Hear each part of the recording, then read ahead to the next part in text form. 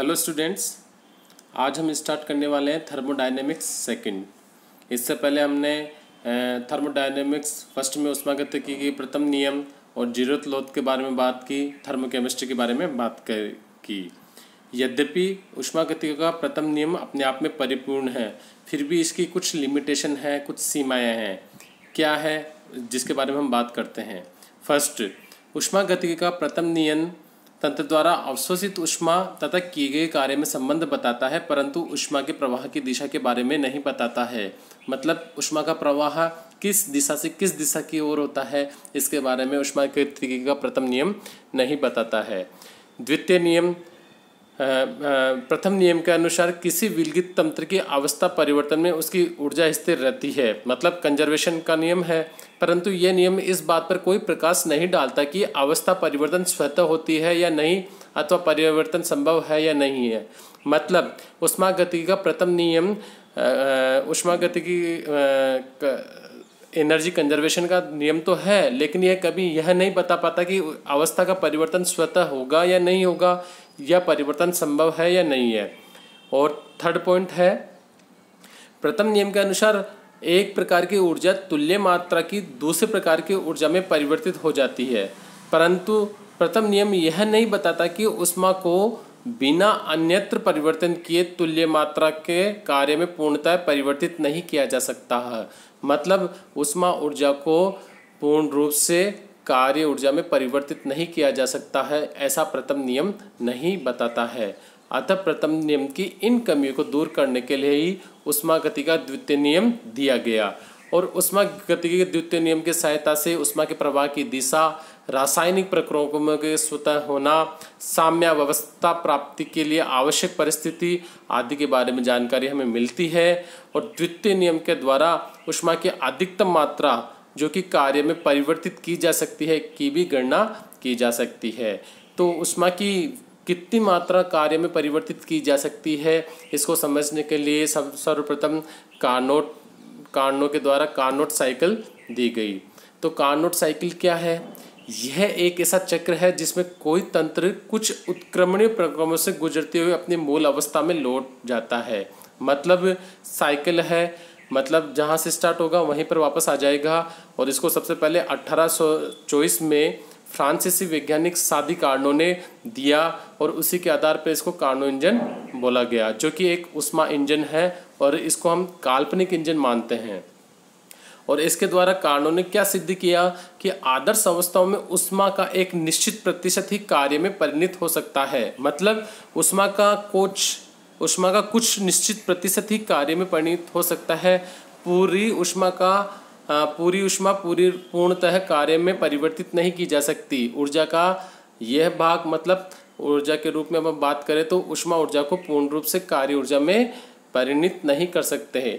वास्तविक इंजन भी पूर्ण रूप से उत्क्रमणीय नहीं होते हैं, क्योंकि इनमें भी घर्षण, चालन, विकिरण आदि से ऊष्मा की हानि को पूर्णतः रोक पाना संभव नहीं होता है। अतः ऊष्मा के अधिकांश अंश को कार्य में परिवर्तित करने के लिए कार्नो ने चक्रीय प्रक्रम का वर्णन किया, जो कि कार्नो चक्र या कार्नो इंजन कहलाता है। आगे देखिए, इसे समझने के लिए हमें एक गैसेज सिस्टम को सोचना होगा, जिसमें कि एक भारहीन व घर्षण पिस्टन युक्त सिलेंडर में 1 मोल आदर्श गैस भरी हुई है। ये एक काल्पनिक इंजन है जिसमें दो ऊष्मा भंडार के बीच में कार्य करता है। एक तो होता है स्रोत, जहाँ से ऊष्मा को ग्रहण किया जा सकता है, और एक होता है सिंक, जहाँ से ऊष्मा को उच्च ऊष्मा से निम्न ऊष्मा की तरफ दी जा सकती है। वह तंत्र ऊष्मा भंडार अथवा ऊष्मा कुंड कहा जाता है, जिसे अपन हीट रिजर्वियर भी कहते हैं, जिसका ताप तंत्र के प्रत्येक भाग में समान होता है। इस तंत्र से कुछ ऊष्मा लेने अथवा ऊष्मा देने पर उसके ताप में कोई परिवर्तन नहीं होता। यदि ऊष्मा भंडार से ऊष्मा ली जाती है तो वह सोर्स कहलाता है, और यदि ऊष्मा भंडार को ऊष्मा दी जाती है तो वो सिंक का कार्य करता है। अतः कार्नो का संपूर्ण चक्र 4 उत्क्रमणीय पदों में संपादित होता है। इन पदों से गुजरकर तंत्र अपनी पूर्ण रूप से मूल अवस्था में आ जाता है। तो 4 जो पद है वो कौन कौन से हैं? इस तरीके से प्रेशर वॉल्यूम ग्राफ के द्वारा हम कार्नो इंजन को समझ सकते हैं। इसमें ये देखिए आप,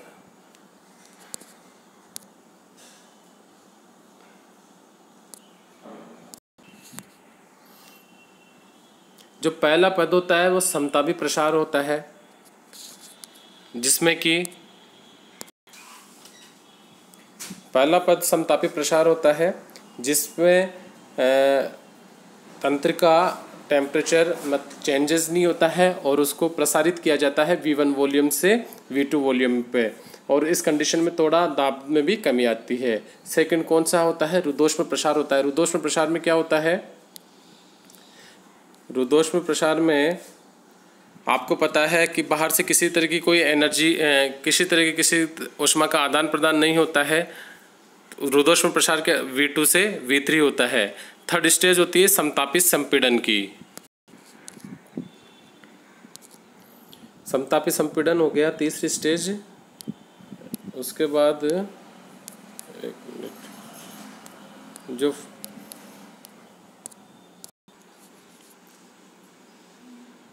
समतापी संपीड़न होगा, समतापी संपीड़न में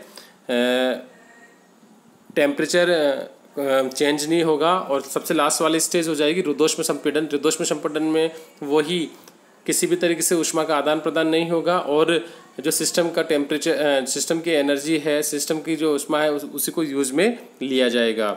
इस तरीके से 4 स्टेज कौन सी होगी? फर्स्ट हो गई समतापी प्रसार, दूसरी हो गई रुद्धोष्म प्रसार, तीसरी होगी समतापी संपीड़न, और चौथी हो गई रुद्धोष्म संपीड़न। अब आगे बात करते हैं हम सबसे पहले समतापी प्रसार में। इस समय क्या करेगा?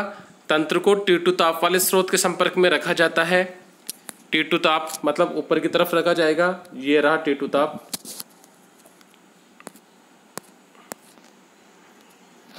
T2 ताप के संपर्क में रखा जाता है।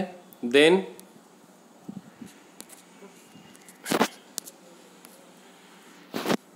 यहाँ उसमें Q2 अवशोषित होती है तथा गैस का समतापी उत्क्रमणीय रूप से प्रसार आयतन V1 से V2 होता है। चूंकि प्रसार समतापी है अतः संपूर्ण ऊष्मा कार्य में परिवर्तित हो जाती है, अर्थात ऊर्जा परिवर्तन शून्य होता है। यदि किया गया कार्य W हो तो देखिए समतापी प्रसार होता है। समतापी प्रसार में क्या हो जाएगा? अंदर की जो इंटरनल एनर्जी है वो चेंज नहीं होगी, तो उस कंडीशन में क्या होगा? डेल ई अपना 0 होगा। और उस कंडीशन में अगर प्रसार कार्य होता है तो जितने उसमें अवशोषित की जाती है उतना ही कार्य कर लिया जाता है। अब डिपेंड करता है कि कार्य सिस्टम पर किया गया है या सिस्टम द्वारा किया गया है। क्योंकि यहाँ पर कार्य सिस्टम के द्वारा किया गया है, प्रसार कार्य किया गया है, तो कार्य क्या होगा? नेगेटिव होगा। अब जब हम कार्य की गणना करेंगे तो कार्य अपने को मिलता है W1 is equal to Q2, W1 is equal to क्या मिलता है अपने को? Is equal to minus T2 ln V2 upon V1। T2 क्या है? सोर्स, जिससे कि ऊष्मा ग्रहण की गई है। अब दूसरा कौन सा है अपने पास? दूसरा है रुद्धोष्म प्रसार। इसमें क्या हो जाएगा? द्वितीय पद में गैस का उत्क्रमणीय रूप से रुद्धोष्म अवस्था में आयतन V2 से V3 तक प्रसारित किया जाता है। रुद्धोष्म अवस्था में क्या होता है? आपको पता है रुद्धोष्म अवस्था में बाहर से किसी भी तरीके की ऊष्मा ग्रहण नहीं की जाएगी, तो Q इक्वल टू हो जाएगा 0। अतः ताप T तक ताप घटता है, क्योंकि प्रसार करने के लिए कार्य किया जाएगा और कार्य करने के लिए ऊर्जा की आवश्यकता होगी। तो ऊर्जा कहाँ से लिया गया है? जो उसकी इंटरनल एनर्जी है वहीं से ऊर्जा ली गई है। तो ऊष्मागतिकी के प्रथम नियम के अकॉर्डिंग क्या हो गया? Q तो हो गया 0 और del equal to Q plus W है। तो इस कंडीशन में क्या हो जाएगा? चूंकि हमें पता है डेल इक्वल टू क्या होता है? डेल इक्वल टू W2 हो गया। और डेल ई क्या होता है? डेल ई होता है CV क्या होता है? CV हमें पता है CV equal to del E upon del T at constant volume. Constant volume पे ऊष्माधारिता है। और इस इक्वेशन से हम देखते हैं कि डेल ई क्या आता है अपने पास? Del E equal to CV T1 minus T2, या फिर W क्या हो जाएगा? W इक्वल टू, क्योंकि del E equal to W, उस कंडीशन में W क्या हो जाएगा? W2 इक्वल टू हो जाएगा CV T1 माइनस T2। आगे बात करते हैं समतापी संपीड़न। इसमें क्या किया जाएगा? तृतीय पद में गैस का समतापी संपीड़न किया जाएगा। आयतन V3 से V4 तक किया जाएगा। चूंकि प्रक्रम उत्क्रमणीय एवं समतापी है अतः डेल इक्वल टू 0। समतापी कंडीशन में इंटरनल एनर्जी कम नहीं चेंज नहीं होती है, इसलिए डेल इक्वल टू क्या हो गया? 0। उस कंडीशन में क्या हो जाएगा? Q इक्वल टू W3, क्योंकि थर्ड स्टेज है तो अपन W3 बोल रहे हैं, और W3 की कैलकुलेशन करने पे हमें क्या मिलता है, 8 minus RT1 ln V4 upon V3। चौथा है रुद्धोष्म संपीड़न। रुद्धोष्म संपीड़न क्या हो जाएगा, अंतिम पद में गैस को रुद्धोष्म अवस्था में उत्क्रमणीय रूप से आयतन V4 से V1 तक संपीड़ित किया जाता है। इस संपीड़न में ताप T1 से बढ़कर T2 हो जाता है, क्योंकि रुद्धोष्म संपीड़न हो रहा है। और संपीड़न में क्या होता है, परिपार्श्विक द्वारा तंत्र पे कार्य किया जा रहा है, और जब तंत्र पे कार्य किया जाएगा तो क्या हो जाएगा, एनर्जी भी बढ़ेगी और कार्य अपने आ जाएगा। तो देखिए Q इक्वल टू 0 है, क्योंकि रुद्धोष्म संपीड़न है, और प्रथम नियम के अनुसार क्या हो जाएगा, del E equal to W4 हो जाएगा। W4 यानी कार्य, चतुर्थ पद में किया गया कार्य, और उसका जब हम निकालते हैं तो W4 क्या निकलेगा, W4 equal to minus CV T1 plus T2 आ जाएगा। अब देखिए जब हम चारों पदों की बात करते हैं, उपरोक्त चारों पदों के बाद तंत्र अपनी मूल अवस्था में वापस आ जाता है। इस प्रकार यदि संपूर्ण चक्र में किया गया कार्य W हो तो यह कार्य प्रत्येक पद में किए गए कार्य का योग होगा। तो चार पद थे, चारों पदों में किए गए कार्य का योग अपन कर लेते हैं W1 plus W3 plus W3 plus W4, और इनकी वैल्यू रखने पे हमें क्या मिलता है, हमें मिलता है ये जो पद आता है वो। और जब इसको सोल्व करेंगे यहाँ पे देखिए ये दो वैल्यू आपस में कट जाएगी, CV T1 माइनस T2 और minus CV T1 minus T2, क्योंकि दोनों सेम वैल्यू है लेकिन साइन अपोजिट है, तो ये दोनों आपस में कट जाएंगे और फाइनल W अपने पास आ जाएगा minus RT2 ln V2 upon V1 minus RT1 ln V4 upon V3। चूँकि V2 एवं V3 रुद्धोष्म वक्र है और V4 तथा द्वितीय रुद्धोष्म वक्र है, तो जब हमने रुद्धोष्म कंडीशन में कार्य की बात की थी तो हमारे पास रिलेशन आया था टेम्परेचर वॉल्यूम के मध्य, वो रिलेशन ये है। उस रिलेशन को यूज करने पे हमें क्या मिलता है, V2 upon V1 is equal to V3 upon V4। अब यहाँ पे V4 अपॉन V3 की जगह V2 अपॉन V1 रखने पर तो हमें क्या मिल जाएगा, हमारे पास इक्वेशन आ जाएगी minus RT2 ln V2 upon V1 plus RT1 ln V2 upon V1। दोनों को मर्ज करने पे हमें मिल जाएगा minus R bracket T2 minus T1 ln V2 upon V1। अब हम बात करें यदि संपूर्ण चक्र में अवशोषित ऊष्मा का मान Q हो तो, चूंकि दो बार ऊष्मा को अवशोषित किया गया, एक बार तो ऊष्मा अवशोषित की गई और एक बार ऊष्मा रुद्धोष्म प्रक्रम में तो ऊष्मा तो आदान प्रदान हुआ ही नहीं, और जब समतापी प्रक्रम था उस कंडीशन में ऊष्मा का अवशोषण किया गया। तो संपूर्ण जब हम इसकी वैल्यू रखते हैं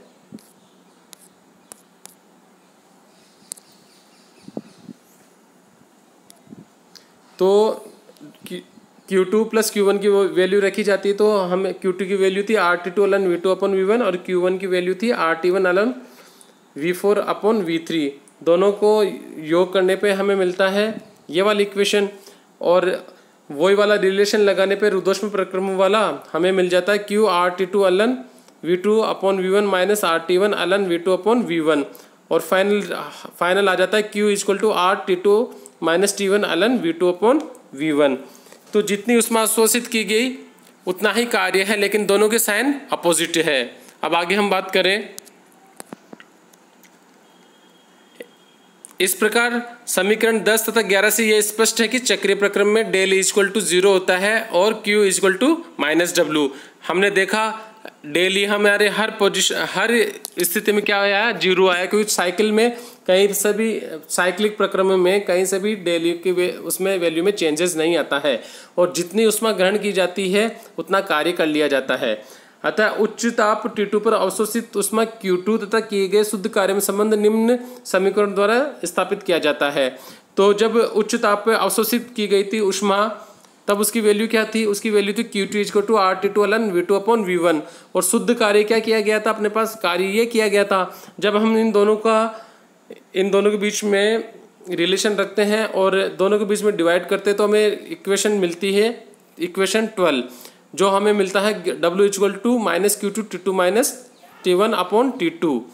मतलब अब यहाँ पर देखिए जो T2 माइनस T1 है, और T2 की वैल्यू हमेशा T1 से ज़्यादा है, और T1 से ज़्यादा होने से ऊपर वाला जो पद है, ये वाला पद कम हो जाता है T2 से, और नीचे T2 का ही डिवीज़न हो रहा है, T2 से भाग लग रहा है, तो ये पूरी वैल्यू क्या हो जाएगी, 1 से कम हो जाएगी, और 1 से कम हो जाएगी और QT से मल्टीप्लाई हो जाएगी, तो उसकी वैल्यू क्या हो जाएगी, हमेशा W से कम आएगी।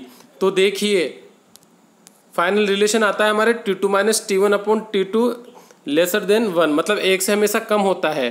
तो उस कंडीशन में W भी क्या हो जाएगा, Q2 से हमेशा कम होगा, मतलब जितनी उसमें अवशोषित की गई है उससे कम कार्य किया जाता है, और यही कार्नोट साइकिल बताता है। कार्नो इंजन के द्वारा हमें यही पता चलता है। तो इससे स्पष्ट है कि उच्च ताप पर अवशोषित ऊष्मा का कुछ भाग ही कार्य में परिवर्तित होता है, तथा शेष भाग परिपार्श्विक जो कि सिंक है, जो कि निम्न ताप पर है, को दे दिया जाता है या सिंक में चला जाता है। इससे हमें साफ पता चलता है कि ऊष्मा जो ग्रहण की जाती है उसका कुछ प्रतिशत भाग ही कार्य में रूपांतरित होता है, और शेष भाग सिंक में चला जाती है या निम्न ताप को दे दिया जाता है। अब हम बात करते हैं एफिशिएंसी ऑफ हीट इंजन। जैसे कि आपको पता है किसी भी इंजन की एफिशिएंसी क्या होगी, उसके द्वारा जितनी ऊष्मा ग्रहण की गई थी उसके संबंध में कितना कार्य किया गया उसके द्वारा। तो एफिशिएंसी को हम बताते हैं एन मतलब ईटा से, eta equal to W upon QT। W क्या है, उसके द्वारा किया गया कार्य, और QT क्या है, उसके द्वारा अवशोषित ऊष्मा। तो इस तरीके से समीकरण 12 का जब हम यूज करेंगे तो हमें ईटा क्या मिलेगा, हमें ईटा मिल जाएगा T2 minus T1 upon T2। और जैसा कि हमें पता है T2 minus T1 upon T2 की वैल्यू हमेशा 1 से कम आती है, तो हीट इंजन की एफिशिएंसी भी हमेशा और हमेशा 1 से कम रहेगी, कभी भी 1 से ज़्यादा नहीं रहे किसी इंजन की दक्षता। और इससे यह भी पता चलता है कि T2 क्या है, सोर्स है, और T1 क्या है, सिंक है। तो किसी भी इंजन की दक्षता केवल स्रोत तथा सिंक के ताप पर ही निर्भर करती है, जिनके बीच इंजन कार्य करता है, कभी भी कार्यकारी पद पर नहीं। तो इस तरीके से, और T2 minus T1 upon T2 हमेशा 1 से कम होगा, अतः इंजन की दक्षता भी हमेशा 1 अर्थात 100% से कम होती है। तंत्र द्वारा अवशोषित शुद्ध ऊष्मा का मान Q है, शुद्ध ऊष्मा Q है, जो कि QT माइनस Q1 के बराबर है। तो ऊष्मा गति के नियम के आधार पर वर्क क्या हो जाएगा, Q2 माइनस Q1, कितनी ऊष्मा मतलब शुद्ध रूप से कितनी ऊष्मा अवशोषित गई उसके द्वारा एक कार्य किया जाएगा। अतः समीकरण 14 को निम्न रूप में भी व्यक्त कर सकते हैं। ईटा क्या हो जाता है, ईटा का वैल्यू, ईटा इस तरीके से भी निकाला जा सकता है, ईटा Q2 minus Q1 upon Q2, या अपन बोल सकते हैं T2 minus T1 upon T2। और समीकरण इक्वेशन का यूज करके हमारे पास एक और इक्वेशन मिलती है जो कौन सी है, Q1 upon Q2 equal to T1 upon T2। तो आज इतना ही हम बात करेंगे। कार्नोट साइकिल में के बारे में बात करी, और किस तरीके से ऊष्मा की तुल्य मात्रा के बराबर कार्य नहीं प्राप्त किया जा सकता है, इसके कार्नोट इंजन के द्वारा हमें पता चला, और इंजन की एफिशिएंसी के बारे में हमें पता चला। नेक्स्ट लेक्चर में हम एप्लीकेशन पार्ट पे बात करेंगे। तो धन्यवाद।